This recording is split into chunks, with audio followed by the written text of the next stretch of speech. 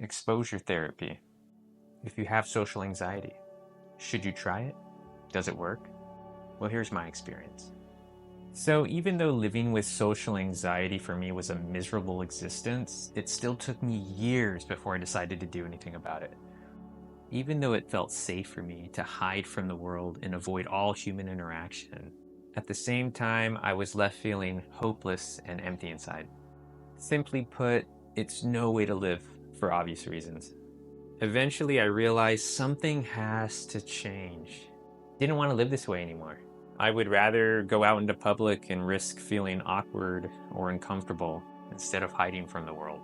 And that's how I started my journey into different forms of exposure therapy. So, what did that look like for me? Well, in the beginning, it was things like quick drives to the beach or short solo hiking trips. Getting out of the house and into nature for the sun and the fresh air was super healthy for me at the time.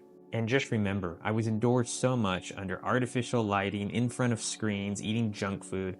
So this was like the complete opposite experience. It was just good for my soul. One of my other favorite things to do at this time was grocery store runs. Not only would I get outside and get the exposure that I needed, then I can reward myself with a treat like some Ben and Jerry's or something like that. It also really helped if there was a certain place that I actually enjoyed or that I wanted to visit. For me, that'd be like a store at the mall that had really cool t-shirts. That way you're not solely focused on the therapy or your anxiety, but you're also looking forward to something as well. If you can drive or you have your own car, then that can be great because it's still like going out, but you're sort of in your own little bubble, so it feels safer. You could plan out a nice, calm driving route that's simple, and you can listen to your favorite music and park somewhere nice with a nice view, or you can simply just enjoy a nice drive. By the way, listening to music in your car is so therapeutic. It's a great way to feel and express yourself again in a much safer, controlled setting. So, as you can see, the way in which you can engage in this type of therapy is potentially endless and infinitely customizable to your comfort level. Again, another reason why I love this therapy is because you're the one in complete control of how you go about doing it. I mean, you can go as slow as you want in the beginning. It's awesome. And then when you think you're ready and you really want a thrill in your life, you can do something terrifying like saying yes to a friend or family member when they invite you out to dinner or to go shopping or something. Just make sure whatever you do, regardless of the outcome, that you give yourself a pat on the back for trying. Because let's face it, this is scary, this is hard.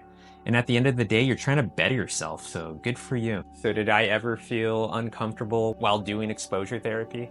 Absolutely. Even just being parked somewhere nice, like at the beach, and staying in my car, I would get these intrusive thoughts like, someone's gonna see me here parked all the time and not doing anything, and they're gonna think I'm weird, and they're gonna call the cops on me or something.